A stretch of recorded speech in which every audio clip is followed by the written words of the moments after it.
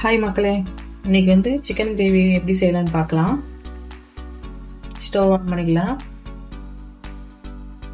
கடாய் வச்சுக்கலாங்க. கடாய் காயட்டும். இப்போ காஞ்சிருச்சு. மிளகு சீரகமும் இப்போ வறுத்து எடுத்துக்கலாம்.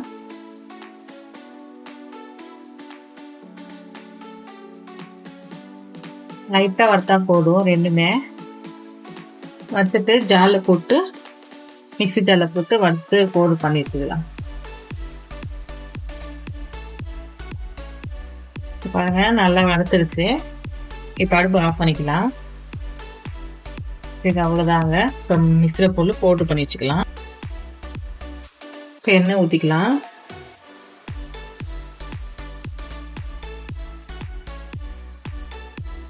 எண்ணெய் காயிட்டுங்க. காஞ்சதுமே சோம்பு போட்டுக்கலாம். எண்ணெய் காஞ்சிருச்சு, சோம்பு போட்டுக்கலாம். நெக்ஸ்ட் கருவேப்பிலை, பச்சை மிளகா, கொத்தமல்லி போட்டுக்கலாம்.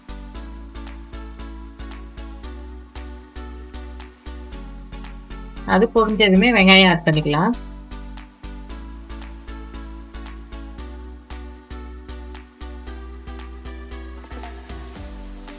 இப்போ உப்பு போட்டுக்கலாம்.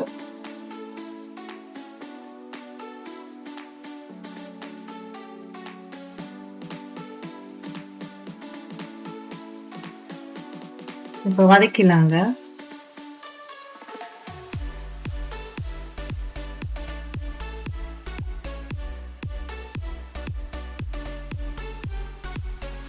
இது வதங்கட்டும். வதங்குறதுக்குள்ள இஞ்சி பூண்டு பேஸ்ட் அரைச்சிக்கலாம். இப்போ வாங்க வதங்கிடுச்சான்னு பார்க்கலாம். இப்போ ஓரளவுக்கு வதங்கிடுச்சு. இப்போ தக்காளி ஆட் பண்ணிக்கலாங்க.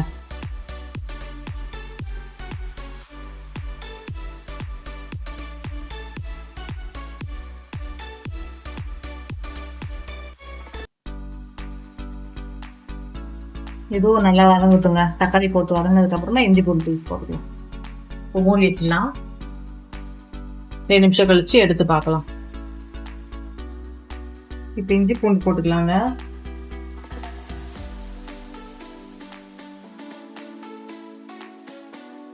அவ்வளோ போட்டு வதக்கிக்கலாம்.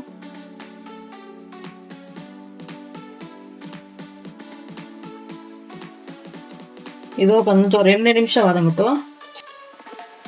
சிக்கன் போட்டுக்கலாம். இப்போ சிக்கன் போட்டுக்கலாங்க. இப்போ இஞ்சி பூண்டு பேஸ்ட் போட்டதுக்கு அப்புறமா 5 நிமிஷம் வலிச்சு வதங்கியாச்சு. இப்போ நம்ம சிக்கன் போட்டுக்கலாம்.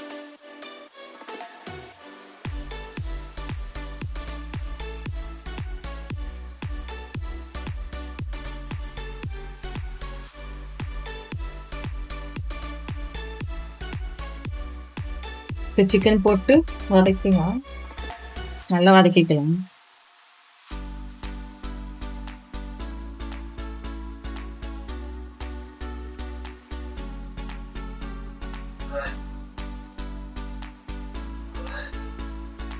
இப்போ 2 நிமிஷம் மூடி வச்சுக்கலாம். வதங்கட்டும். இப்போ வாங்க, சிக்கன் வதங்கிருச்சு. பார்த்துக்கலாம். பார்த்தாலே தெரியும்.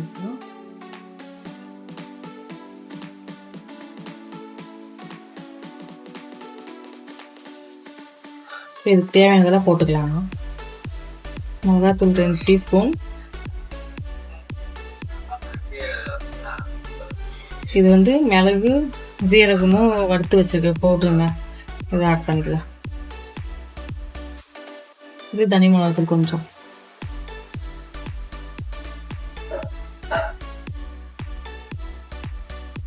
இது வேற மசாலாங்க.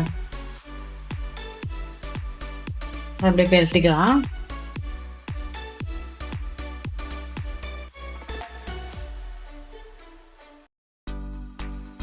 நல்லா இருக்குங்க. நீங்களும் செய்யுங்க. சப்பாத்திக்கு தான் நான் செஞ்சு வச்சிருக்கேன் அந்த கிரேவி.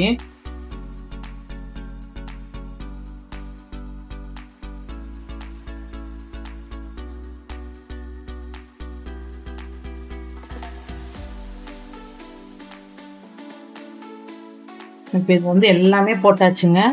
இது அப்படியே ஸ்லிம்மில் வச்சுருங்க. ஸ்லிம்மில் வச்சு அப்படியே மெதுவாக கொதிக்கணும். அப்படியே கொதிக்கட்டும், சிம்மில் வச்சு விட்டுலாம்.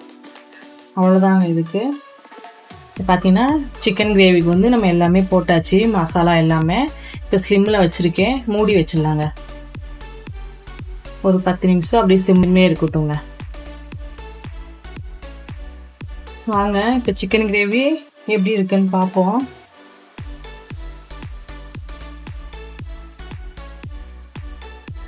பாருங்க, நல்லா கொதிச்சு ஸ்லிம்ல கொதிச்சுட்ருக்கு. எல்லாமே ரெடி ஆகிடுக்குங்க. இப்போ இதை வந்து நம்ம பக்கத்து அடுப்பில் போட்டு சப்பாத்தி ரெடி பண்ணிக்கலாம். ஒரு 2 நிமிஷம் அப்படியே இருக்கட்டும். க்ளோஸ் பண்ணிடலாம். க்ளோஸ் பண்ணிவிட்டு பக்கத்து அடுப்பில் வச்சுக்கலாம். அதுக்கப்புறம் சப்பாத்தி வந்து 2 சப்பாத்தி எடுத்து போட்டுக்கலாம். ஓகேங்களா? இப்போ தோசைக்கல் வச்சுருக்கேங்க, சப்பாத்தி எடுத்து போடலாம். 2 நிமிஷங்க சப்பாத்தி சுடுறதுலாம்.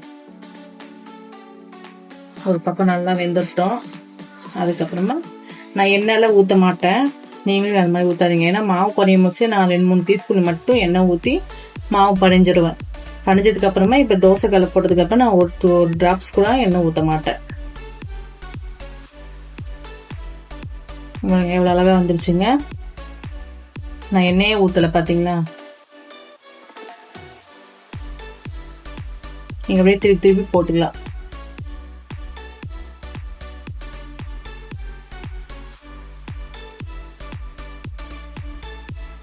இதே மாதிரி நீங்களும் செய்யுங்க.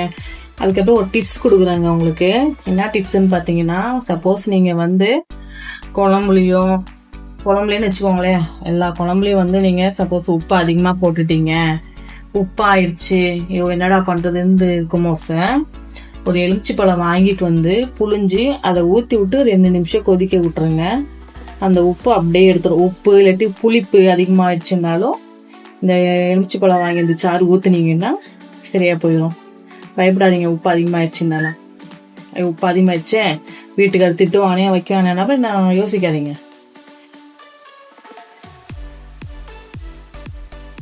இன்னைக்கு வந்து எங்கள் வீட்டில் வந்து சிக்கன் கிரேவியும் சப்பாத்தி தாங்க செஞ்சுருக்கேன். பசங்க செய்ய சொன்னாங்க, அதனால செஞ்சுருக்கேன்.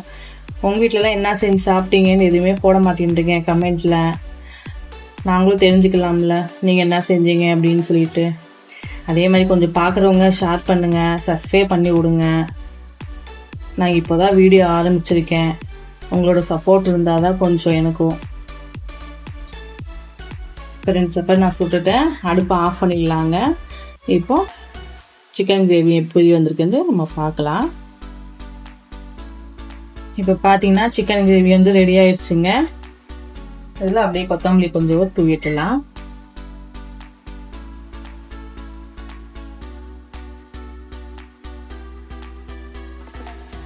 எங்கள் வீட்டில் சிக்கன் கிரேவி ரெடி ஆயிடுச்சுங்க. நீங்களும் இதே மாதிரி செஞ்சு பாருங்கள். சப்பாத்திக்கு தொட்டு சாப்பிடுங்க, சூப்பராக இருக்கும். அருமையாக சூப்பராக இருக்குங்க. நான் சொல்கிறது மாதிரி செய்யுங்க. நீங்களும் இதே மாதிரி சாப்பிட்டு பார்த்துட்டு எப்படி இருக்குன்னு சொல்கிறீங்களா? ஓகேங்க, பாருங்கள். இப்போ எங்கள் வீட்டில் சப்பாத்தியும் சிக்கன் கிரேவியும் ரெடி பண்ணிவிட்டேன். இப்போ சாப்பிட போகிறோம். நீங்களும் செஞ்சு சாப்பிட்டு பார்த்துட்டு எப்படி இருக்குன்னு எனக்கு சொல்லுங்கள். கமெண்ட்ல எதுவுமே பேச சொல்ல மாட்டேன்றீங்க, சொல்லுங்க எப்படி இருந்துச்சுன்ட்டு. நீங்களும் செஞ்சு பாருங்க. மறக்காம சப்ஸ்கிரைப் பண்ணிடுங்க, ஷேர் பண்ணுங்க, லைக் பண்ணுங்க. ஓகே, பாய்.